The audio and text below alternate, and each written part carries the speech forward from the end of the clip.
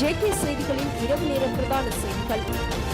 யாழ்ப்பாண பல்கலைக்கழகமானது தற்போது சிங்களமயமாக்கப்பட்டு வருவதாக யாழ்ப்பாண பல்கலைக்கழக கலைப்பிட மாணவர் ஒன்றியத்தின் ஊடாக பேச்சாளர் கவிதரன் தெரிவித்துள்ளார். நேற்றைய தினம் பல்கலைக்கழகத்துக்கு முன்பாக இடம்பெற்ற போராட்டத்தில் கலந்து கொண்டு கருத்து தெரிவிக்கும் போதே அவர் இதனை தெரிவித்துள்ளார். அங்கு அவர் மேலும் தெரிவிக்கையில், பல்வேறு துறை சார்ந்த விரிவுரைகள் எவ்வித எதிர்ப்பும் இன்றி ஆங்கில மொழிக்கு மாற்றப்பட்டு சிங்கள மாணவர்களை உள்ளடக்கி சிங்களமயமாக்கப்பட்டு வருகின்றது. இது மிகவும் ஒரு பாரதூரமான விடயமாக காணப்படுகின்றது.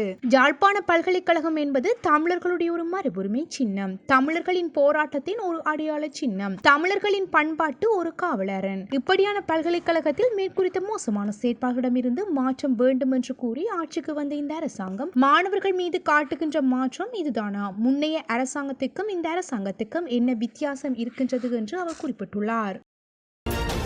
யாழ்ப்பாண பல்கலைக்கழகத்தின் கழிப்பிடத்தின் புதிய பீடாதிபதியாக புவியத்துறை பேராசிரியர் நாகமுத்து பிரதிபராஜா தெரிவு செய்யப்பட்டுள்ளார். ஏற்கனவே பதவியில் இருந்து கழிப்பிட பீடாதிபதியான ராகுல் ராமனின் பதவிக்காலம் நிறைவடைந்த நிலையில் புதிய பீடாதிபதி தெரிவுக்கான வாக்கெடுப்பு 20ஆம் தேதி இடம்பெற்றுள்ளது. இந்த நிலையில் அதிக வாக்குகளை பெற்றுக் கொண்டவர் என்ற அடிப்படையில் நாகமுத்து பிரதிபராஜா கழிப்பிட பீடாதிபதியாக தெரிவு செய்யப்பட்டுள்ளார். இவர் கடந்த காலங்களில் வானிலை ஆய்வுகளை துல்லியமாக கணித்து மக்கள் மத்தியில் தனக்கென ஒரு தனியிடம் பிடித்தவர் என்றும் குறிப்பிடத்தக்கது.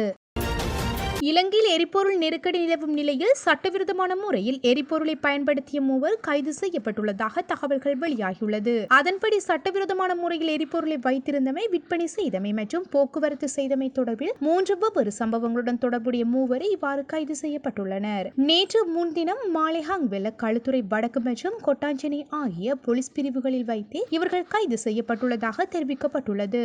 ஹங்வெல்ல போலீஸ் பிரிவுக்குட்பட்ட எமுல்கம பகுதியில் மேற்கொள்ளப்பட்ட சோதனையின் போது அனுமதி பத்திரமின்றி 645 லிட்டர் டீசலை வைத்திருந்த 31 வயதுடைய நபர் ஒருவர் கைது செய்யப்பட்டுள்ளார். களுத்துறை வடக்கு போலீஸ் பிரிவின் போசிரிபுர பகுதியில் முன்னெடுக்கப்பட்ட சோதனையில் அனுமதி பத்திரமின்றி 35 லிட்டர் 500 மில்லி லிட்டர் பெட்ரோலை விற்பனைக்காக வைத்திருந்த குற்றச்சாட்டில் 32 வயதுடைய நபர் கைது செய்யப்பட்டுள்ளார். கொட்டாஞ்சேனை போலீஸ் பிரிவின் புலுமேண்டல் பகுதியில் லோரி ஒன்றின் மூலம் அனுமதி பத்திரமின்றி 2000 லிட்டர் டீசலை கடத்திச் சென்ற 25 வயதுடைய சந்தேக நபர் ஒருவர் கைது செய்யப்பட்டுள்ளார். இச்சம்பவங்கள் தொடர்பான மேலதிக விசாரணைகளை அந்தந்த போலீஸ் நிலையங்கள் மேற்கொண்டு வருகின்றமை குறிப்பிடத்தக்கது. வவுணதீவில் இருந்து மட்டக்களப்பு நகருக்கு 2 வயது குழந்தையுடன் நேற்று வியாழக்கிழமை சென்று காணாமல் போன இளம் தாய் ஒருவர் தாந்தாமலை நெல்லிக்காடு வயல் பிரதேசத்தில் பாலடைந்த கிணறு ஒன்றில் இருந்து உயிருக்கு போராடிய நிலையில் மீட்கப்பட்டுள்ளார். அத்தோடு அதே கிணற்றில் இருந்து அழுகிய நிலையில் சடலம் ஒன்று மீட்கப்பட்டுள்ளதை அடுத்து அங்கு பெரும் பரபரப்பு ஏற்பட்டுள்ளது.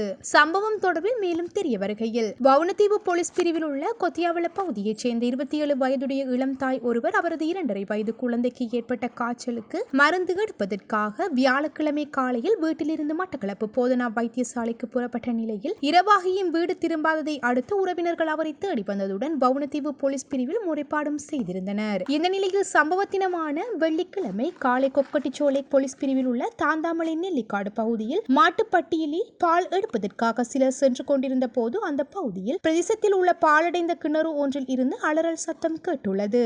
அதனைத் தொடர்ந்து அங்கு சென்று பார்த்தபோது பெண்ணொருவர் கழுத்தளவு நீரில் உயிருக்கு போராடி கொண்டிருப்பதை அவர்கள் கண்டுள்ளனர். இதனை அடுத்து போலீசாருக்கு அறிவிக்கப்பட்டு பெண் மீட்கப்பட்ட போது அவர் கிணற்றில் அழுகிய நிலையில் சடலங்கள் இருப்பதாக தெரிவித்த நிலையில் அவரை மட்டக்களப்பு போதனா வைத்தியசாலையில் அனுமதித்தனர். இதேவேளை அவருடன் வந்த குறித்த குழந்தை கொத்தியாவளையில் உள்ள அவரது வீட்டிலிருந்து சுமார் 2 கிலோமீட்டர் கொண்ட வயல் பகுதியில் கைவிடப்பட்டு அழுது கொண்டிருந்த நிலையில் உயிருடன் மீட்கப்பட்டு மட்டு போதனா வைத்தியசாலையில் அனுமதிக்கப்பட்டுள்ளனர். இதனைத் தொடர்ந்து போலீஸ் நீதிமன்றத்தில் அனுமதியை பெற்று தடவியல் பிரிவு போலீசார் வரவழைக்கப்பட்டு கிணற்றில் அழுகிய நிலையில் இருந்த சுமார் 20 வயதுக்கு உட்பட்ட பெண் ஒருவரின் சடலம் ஒன்றை மீட்டு பிரேத பரிசோதனைக்காக மட்டு போதனா வைத்தியசாலையின் பிரேதாரையில் ஒப்படைத்துள்ளனர். இச்சம்பவத்தினால் பாதிக்கப்பட்ட அவர் பெரும் அதிர்ச்சி அடைந்து பயந்த நிலையில் இருந்து வருவதால் அவரிடம் தொடர்ந்து விசாரணை செய்ய முடியாத நிலை ஏற்பட்டுள்ளதாக போலீசார் தெரிவித்துள்ளனர். இந்த நிலையில் குறித்த இளம் தாய் கடத்தப்பட்டாரா, கொள்ளையர்கள் வாகனத்தில் கடத்தி சென்றனரா, தங்க ஆபரணங்கள் கொள்ளையடிக்கப்பட்டதா என பல கோணத்தில் கொக்கட்டிச்சோலை வவுணதீவு போலீஸ் மாவட்ட புலனாய்வு பிரிவினர் விரிவான விசாரணைகளை மேற்கொண்டு வருகின்றனர். மேலும் அழுகிய நிலையில் மீட்கப்பட்ட சடலம் கடந்த மாதம் வெள்ளாவளி போலீஸ் பிரிவுக்கு பகுதியில் காணாமல் போன பெண்ணுடையதாக இருக்கலாம் என்று போலீசார் சந்தேகம் வெளியிட்டுள்ளனர்.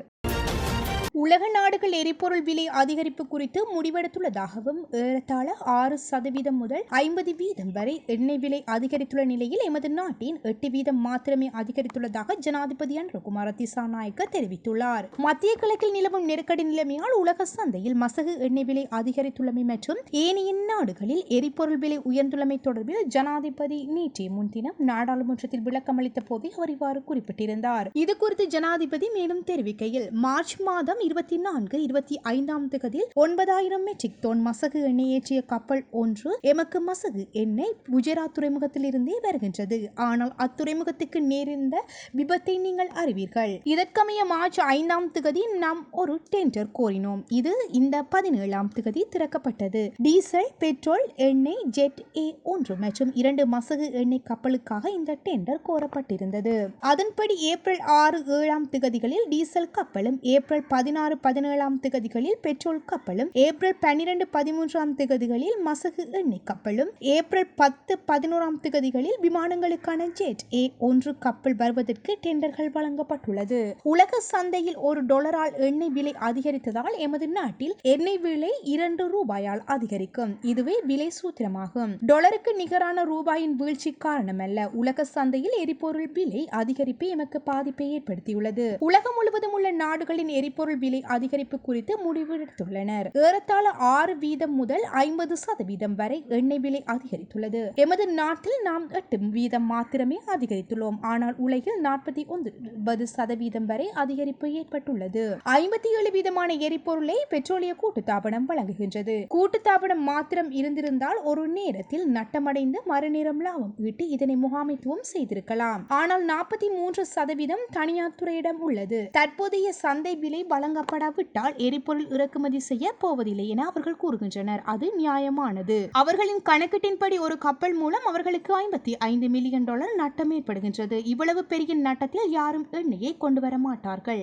எனவே எரிபொருள் விநியோகத்தில் தனியார் துறையின் பங்களிப்பு அவசியமானது. ஆனால் அவர்களின் செலவுக்கு ஏற்ப விற்பனை செய்ய முடிந்தால் மாத்திரமே அவர்கள் பங்களிப்பார்கள். எனவே எரிபொருள் விலை குறித்து நாம் மிக விரைவில் கவனம் செலுத்த வேண்டும். தற்போதுள்ள சட்டத்தின்படி நிறுவனங்களுக்கு விலையை அதிகரிக்க அனுமதி உண்டு. இருப்பினும் சட்டத்தின்படி உச்ச விலையை பெட்ரோலிய கூட்டுத்தாபனம் தீர்மானிக்கின்றது. நாம் இந்த நிறுவனங்களுடன் ஒப்பந்தம் செய்திருந்தாலும் சட்டத்தில் தேவையான திருத்தங்களை செய்யவில்லை. எரிபொருள் மூலம் எமக்கு கிடைக்கும் வரி வருமானம் 20 மில்லியன்களுக்கு ஆகும். கடந்த ஆண்டு டீசல் மீதான வரியூடாக எமக்கு 240 மில்லியன் வருமானம் கிடைத்துள்ளது. இலங்கையின் மத்தள விமான நிலையத்தில் 2 போர் விமானங்கள் தரையிறங்குவதற்கு அமெரிக்காவும் நல்லெண்ண வருகைக்காக இலங்கைக்கு வர ஈரான் கப்பல் ஒன்றும் அனுமதி கோரியிருந்ததாகவும் அரசாங்கம் இரண்டிற்கும் அனுமதி வழங்கவில்லை என்று ஜனாதிபதி அனுரகுமார திசாநாயக்க தெரிவித்திருந்தார். நாடாளுமன்றத்தில் 20 தேதி விசேட உரையாற்றும் போதே அவர் இந்த விடயத்தினை குறிப்பிட்டிருந்தார். அவர் மேலும் தெரிவிக்கையில், மார்ச் 9 மற்றும் 13 தேதிகளில் இலங்கைக்கு ஒரு நல்லெண்ண விஜயத்தை மேற்கொள்ள வேண்டும் என்று ஒத்துழைப்பை மேம்படுத்தும் விஜயமாக இலங்கை வர விரும்புவதாக பிப்ரவரி 26 தேதி ஈரான் எம்மிடம் ஒரு கோரிக்கையை விடுத்திருந்தது. மார்ச் மாதத்தின் 9 மற்றும் 13 தேதிகளில் அந்த அனுமதியை வழங்குவதற்கு குறித்து நாம் ஆராய்ந்து கொண்டிருந்தோம். அதே நாள் மாலை ஐக்கிய அமெரிக்கா ஒரு கோரிக்கையை முன்வைத்தது. தமது நாட்டுக்கு அருகில் உள்ள கடற்படைக்கு சொந்தமான 2 போர் விமானங்கள் இலங்கையின் மத்தள விமான நிலையத்தில் வருவதற்கு அனுமதி கோரினார்கள். எமது மேசை மீது 2 ஆவணங்கள் இருந்தன. ஒன்று ஈரான் விடுத்த கோரிக்கை மார்ச் 9 மற்றும் 13 தேதிகளில் தமது கடற்படை கப்பல்கள் பிரவேசிப்பதற்கு அனுமதி கோரியிருந்தது. மறுபுறம் ஐக்கிய அமெரிக்கா விடுத்த கோரிக்கை தமது கடற்படைக்கு சொந்தமான 2 போர் விமானங்கள் எமது மத்தள விமான நிலையத்துக்கு வருவதற்கு அனுமதி கோரியிருந்தது. இந்த நிலையில் நாம் மிக தெளிவான ஒரு முடிவை எடுத்தோம். அதே நேரத்தில் போர் குறித்த சமிச்சைகள் ஏற்கனவே தோன்றியிருந்தன. நாம் அந்த 2 கோரிக்கைகளுக்கும் அனுமதி வழங்கவில்லை. அதுதான் நடுநிலைமை. நான் இங்கே கேட்கின்றேன், ஏன் ஈரானிய கப்பலுக்கு அனுமதி வழங்கவில்லை என வினவப்பட்டது எனக்கு நினைவிருக்கின்றது. ஒருவேளை நான் அனுமதி வழங்கியிருந்தால் என்ன நடந்திருக்கும்? எமது ஒட்டுமொத்த நடுநிலைமையையும் நழுவியிருப்போம். நாம் ஒரு தரப்புக்கு சார்பாக செயற்பட்டிருப்போம். இல்லையெனில் நாம் மற்ற தரப்புக்கு இடமளிக்க வேண்டியிருந்திருக்கும். அவ்வாறு நடந்திருந்தால் எங்கேயோ தொலைதூர பிராந்தியத்தில் உள்ள அந்த போர் மோதலானது மத்தள விமான நிலையத்திற்கும் கொழும்பு துறைமுகத்துக்கு அருகில் வந்திருக்கும். நாம் அதனை செய்யவில்லை. அத்தகைய அழுத்தங்கள் மத்தியிலும் அந்த நடுநிலைமை கொள்கையை பாதுகாத்துள்ளோம் என்று அவர் தெரிவித்திருந்தார். ஹோர்முஸ் நீரிணை வழியாக ஜப்பானுடன் தொடர்புடைய கப்பல்கள் செல்ல ஈரான் அனுமதிக்க தயாராக இருப்பதாக ஈரான் வெளியுறவு அமைச்சர் அப்பாஸ் அராக்ஷி ஜப்பானிய செய்தி நிறுவனம் ஒன்றுக்கு தெரிவித்துள்ளார். தடையை தற்காலிகமாக நீக்கும் நோக்கி தடையை தற்காலிகமாக நீக்கும் நோக்கில் ஜப்பானிய தரப்புடன் பேச்சுவார்த்தைகள் ஏற்கனவே தொடங்கிவிட்டதாக அராக்ஷி கூறியதாக கூறப்பட்டிருந்தது. அராக்ஷியின் கருத்துக்களுக்கு பதிலளிக்கும் விதமாக தடையை நீக்குவதற்காக ஈரான் தரப்புடன் நேரடி பேச்சுவார்த்தை நடத்துவதே மிகவும் பயனுள்ள வழியாகும் என்று ஒரு ஜப்பானிய அரசாங்க அதிகாரி ஒருவர் குறிப்பிட்டிருந்தார். இதேவேளை ஜப்பானிய கப்பல்கள் அந்த நீர்வழி பாதை வழியாக செல்ல அனுமதிக்கப்பட்டாலும் அது தற்போதைய எரிசக்தி நெருக்கடியை தீர்க்காது என்று குறிப்பிட்ட அவர்கள் அமெரிக்காவை ஆத்திரமூட்டாமல் இருக்க மிகுந்த கவனம் செலுத்தப்பட வேண்டும் என்றும் சுட்டிக்காட்டியுள்ளனர். மேலும் அராக்ஷியின் அறிக்கையின் பின்னணியில் உள்ள உண்மையான நோக்கத்தை கவனமாக ஆராய வேண்டும் என்று ஜப்பானிய வெளியுறவு அமைச்சர் வட்டாரங்கள் தெரிவிக்கின்றன. உலக சந்தையில் கச்சா எண்ணெய் விலை உயர்வை கருத்தில் கொண்டு ஈரானிய எண்ணெய் மீதான தடைகளை 30 நாட்களுக்கு நீக்க அமெரிக்கா முடிவு செய்துள்ளது. ஏற்கனவே அனுப்பப்பட்ட எண்ணெய்க்கு மட்டுமே இது பொருந்தும் என்றும் புதிய ஆர்டர்களுக்கு அல்ல என்று அமெரிக்க திரைச்சேரி செயலாளர் ஸ்காட் ஃபெசன்ட் ஒரு அறிக்கையில் தெரிவித்துள்ளார். இருப்பினும் இந்த தடைகள் 30 நாட்களுக்கு மட்டுமே நீக்கப்படும் என்றும் அந்த அறிக்கையில் குறிப்பிடப்பட்டுள்ளது. அமெரிக்காவும் இஸ்ரேலும் ஈரானுக்கு எதிராக தொடுத்த போரினால் உலகளாவிய எரிசக்தி சந்தையில் ஏற்பட்டுள்ள தாக்கத்தை கருத்தில் கொண்டு ஈரானிய எண்ணெய் மீதான தடைகளை நீக்குவது குறித்து அமெரிக்கா பரிசீலித்து வருவதாக வெளிநாட்டு ஊடகங்கள் செய்தி வெளியிட்டிருந்தன. இந்த முடிவு செயல்படுத்தப்பட்டால் ஈரானுக்கு எதிரான அமெரிக்காவின் நீண்டகால கொள்கையில் இது ஒரு வியத்தகு மாற்றத்தை குறிக்கும் என்று ஈரான் பல எதிர்பாராத நன்மைகளை பெறும் என்றும் அந்த அறிக்கையில் சுட்டிக்காட்டியிருந்தனர். ஈரான் மீது விதிக்கப்பட்ட இந்த தடைகளால் சீனா ஈரானிய எண்ணெயை பெரும் தள்ளுபடியில் பெற்றுள்ளது என்றும் தெரிவிக்கப்பட்டுள்ளது. அதன்படி ஈரானிய எண்ணெய் மீது விதிக்கப்பட்டிருந்த விற்பனை கட்டுப்பாடுகள் நீக்கப்பட்டதால் 10 முதல் 14 நாட்களுக்குள் உலக கச்சா எண்ணெய் விலைகள் கணிசமாக குறையும் என்றும் அமெரிக்கா மதிப்பிடப்பட்டுள்ளது.